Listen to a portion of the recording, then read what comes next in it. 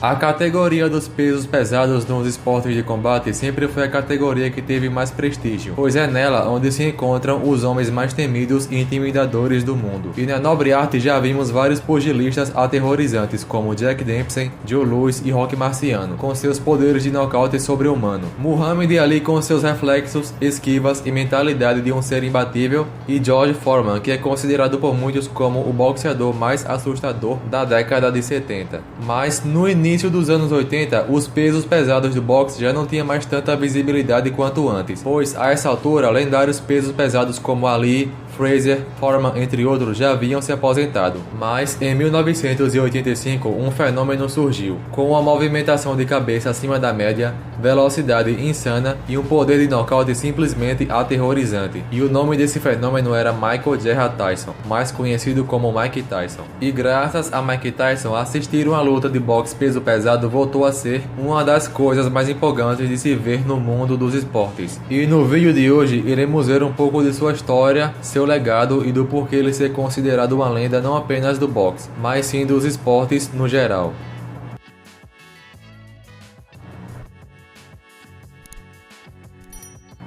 Michael Gerard Tyson nasceu em Brooklyn, Nova York, nos Estados Unidos, no dia 30 de junho de 1966. Tyson tem um irmão mais velho e uma irmã do meio, que atualmente é falecida, e o Tyson é o caçula entre os seus irmãos. Ele não teve uma boa estrutura familiar e, além disso, ele também foi abandonado pelo próprio pai. E durante a sua pré-adolescência, ele era uma pessoa bastante problemática. Já participou de várias brigas de rua, já se juntou com gangues e já chegou até a participar de assaltos. E antes de completar 14 anos de idade, Tyson já tinha sido preso por 38 vezes. E em uma dessas vezes em que ele foi preso, ele acabou parando em um centro de detenção juvenil chamado Tryon School for Boys, na cidade de Johnston, no estado de Nova York. E nesse centro de detenção juvenil trabalhava um rapaz chamado Bob Stewart, que era um ex-boxeador profissional, com um cartel de 13 vitórias e 3 derrotas. E quando Tyson descobriu que o Bob tinha sido um boxeador profissional, ele pediu que Bob o ensinasse a boxear. Bob Stewart aceitou ensinar boxe a Tyson, mas para isso ele estabeleceu algumas exigências.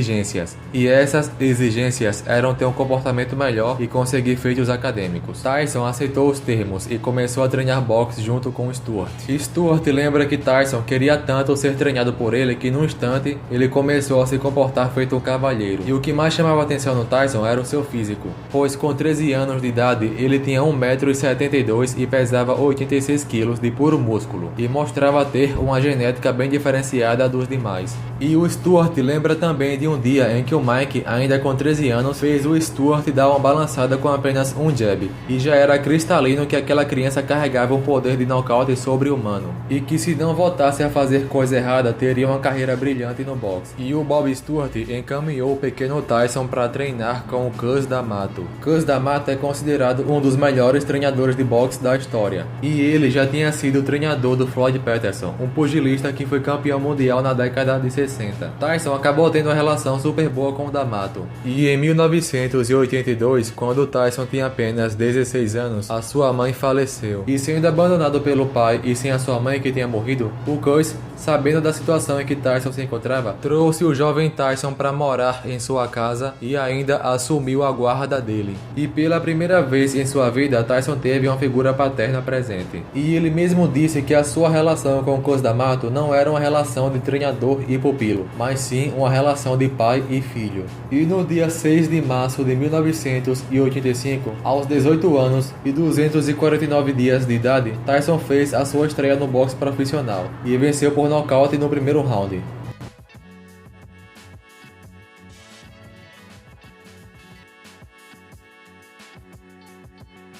2 meses depois, ele faria sua segunda luta, e com apenas 52 segundos, Tyson nocauteou o seu oponente. Os 2 primeiros oponentes do Tyson eram pugilistas bem limitados, mas na sua terceira luta, ele enfrentou o Don Halpin, que é um pouco superior aos 2 primeiros adversários do Tyson. E no quarto round, Mike nocauteou o seu oponente.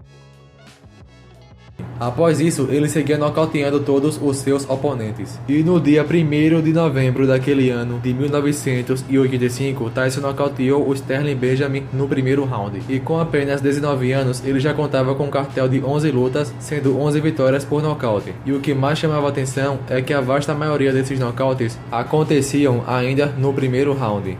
E 3 dias após essa luta, o Cus D'Amato, treinador e figura paterna do Tyson, faleceu, vítima de pneumonia aos 77 anos de idade. Mike não sabia que o seu mestre estava doente, pois as pessoas próximas ao D'Amato viram que seria melhor que ele não soubesse, que era para ele ficar mais focado em seu treino do que na saúde de seu treinador. E 9 dias após a morte de seu mestre, Tyson nocauteou seu oponente no primeiro round. E em seu primeiro ano como profissional, ele teve 15 lutas, sendo todas elas vitórias por nocaute, e todo mundo estava impressionado com as suas performances. No início da carreira de Tyson, quando o mesmo estava participando das suas primeiras lutas, o Cus D'Amato disse a Tyson que através do boxe ele teria uma chance de mudar de vida, e disse também que poderia ser campeão mundial dos pesos pesados. Tyson revelou que inicialmente não levava muito a sério os sermões e discursos do D'Amato. Mike achava que o seu treinador falava isso como uma forma de dar aqueles discursos motivacionais clichês. E D'Amato insistia e dizia: é sério, você tem potencial para ser campeão do mundo. Você tem potencial para devastar o mundo. Faz o que eu mando e se isso não funcionar, você pode ir embora. E foi a partir daí que Tyson começou a dedicar toda a sua vida ao boxe. E em 1986, na sua 27ª luta, ele nocauteou o Alfonso Hatfield no segundo round. E lhe foi garantido uma luta pelo cinturão na luta seguinte. E se ele vencer, irá se tornar o campeão mais jovem da história dos pesos pesados. O seu adversário era o jamaicano Trevor Burbick, de 32 anos de idade, que tinha se tornado campeão na sua última luta antes de enfrentar o Tyson, e essa seria sua primeira defesa de cinturão. Tyson, mesmo sendo menos experiente, era considerado o favorito para a luta na proporção de 3-1, e no primeiro round ficou claro que Tyson veio com a intenção de fazer história e nocautear o seu oponente, enquanto o Burbick estava preocupado apenas em não ser nocauteado. E no segundo round, com menos de 15 segundos de luta, Tyson já havia aplicado o knockdown no jamaicano. Burbick se levantou, mas 2 minutos depois ele acabou sendo nocauteado. E Mike Tyson, com apenas 20 anos e 145 dias, tinha feito história, ao se tornar o campeão mais jovem da história dos pesos pesados. Antes de Tyson se tornar o campeão mais jovem dos pesos pesados, esse recorde pertencia ao Floyd Patterson, que com 21 anos e 331 dias tinha se tornado o rei dos pesos pesados em 1956. E em 1986, 30 anos depois, Tyson quebrou esse recorde. E o Patterson, assim como Tyson, também já foi pupilo do Cus D'Amato. E nos dias de hoje, quase 40 anos desde o dia em que Mike Tyson se tornou o campeão peso pesado pela primeira vez, ele ainda detém o recorde de campeão mais jovem dos pesos pesados. Em sua primeira defesa de cinturão, ele derrotou James Smith por decisão. Em sua segunda defesa, ele nocauteou o Pinklon Thomas. Na terceira defesa, ele derrotou Tony Tucker por decisão. E na sua quarta defesa de cinturão, ele enfrentaria o então invicto Tyrell Biggs. Biggs, além de invicto, era 18 centímetros mais alto do que o Tyson, e ainda tinha 23 centímetros a mais de envergadura. Mas Mike Tyson mostrou que a altura e comprimento não importava contra ele, e nocauteou o Biggs no 7º round. E em sua quinta defesa de cinturão, ele iria enfrentar o Larry Holmes. Tyson odiava o Larry Holmes, pois 8 anos antes, Larry Holmes tinha se tornado o primeiro e único lutador a nocautear o ídolo do Mike Tyson, que é o Muhammad Ali. Muhammad Ali, que naquela época já demonstrava sinais iniciais de Parkinson, e que já tinha uma idade bem avançada. E tinha também saído da aposentadoria apenas para enfrentar o Holmes. E na luta entre Ali e Holmes, Holmes bateu de forma dominante no Ali por 10 rounds e venceu por nocaute. E Tyson, que naquela época tinha apenas 14 anos, sentiu muita raiva ao ver o seu ídolo ser espancado. E em janeiro de 1988, ele finalmente teria a chance de vingar o Ali. E o próprio Muhammad Ali estava presente no local da luta entre Tyson e Holmes. Holmes nunca havia sido nocauteado em sua carreira inteira, mas no quarto round ele não conseguiu resistir ao poder de fogo do Tyson e foi nocauteado.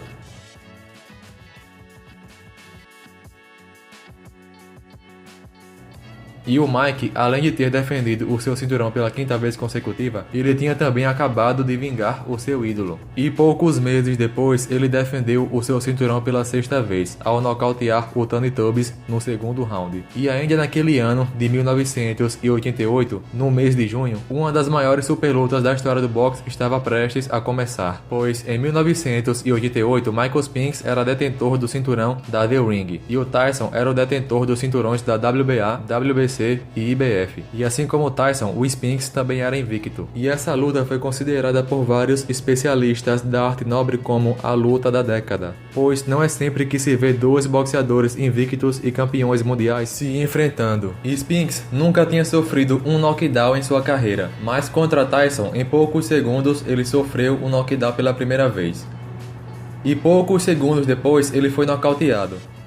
E essa luta terminou em apenas 91 segundos. E o Tyson mostrou do porquê ele ser considerado o homem mais temido do planeta. E além de seus feitos absurdos no boxe, ele tinha se tornado um dos poucos boxeadores a transcender o esporte. Pois na década de 80, além de campeão dominante, ele era uma das pessoas mais comentadas de todo o mundo. E ganhou espaço até na cultura pop. Pois em 1986, a Nintendo lançou um jogo chamado Punch-Out!, onde o Tyson aparecia como um chefão final. Além disso, em 1991, no jogo Street Fighter 2, tem um personagem chamado Balrog, que foi inspirado em Tyson, e ganhou até filme.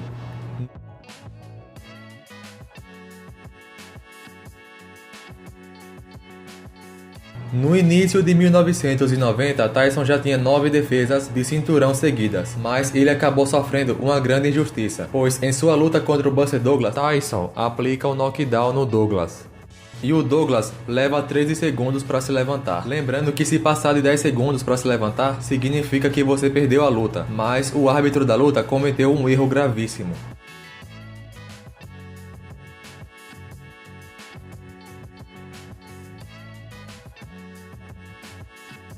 E no 10º round, com o Douglas já recuperado, ele nocauteia o Tyson.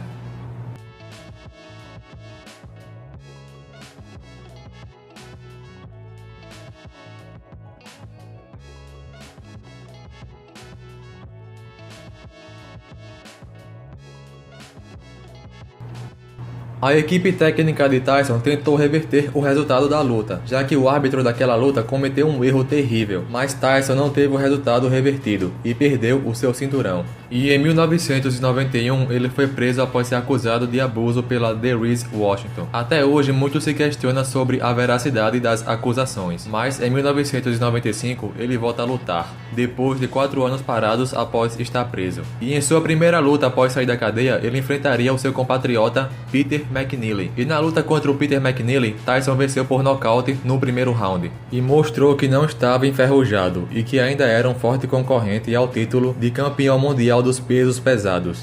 Na luta seguinte, ele nocauteou o Buster Marty Jr. no terceiro round.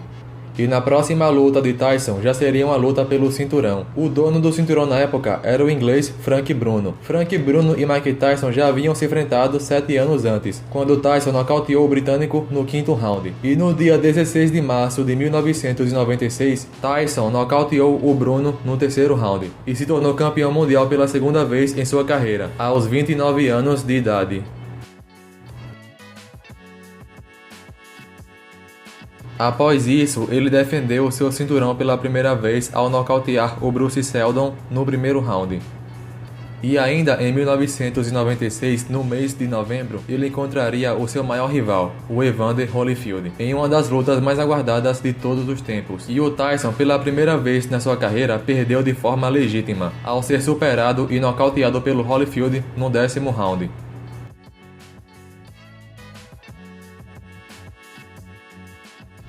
E no ano seguinte, na revanche entre Tyson e Holyfield, o Tyson estava perdendo os 2 primeiros rounds. E ainda no terceiro round, ele dá aquela infame mordida na orelha do Holyfield e perde a luta por desqualificação. E ainda foi multado em 3 milhões de dólares e recebeu uma suspensão de 1 ano. E após voltar ao boxe depois de ter mordido a orelha do seu maior rival, Tyson venceu Francis Botha por nocaute no 5º round.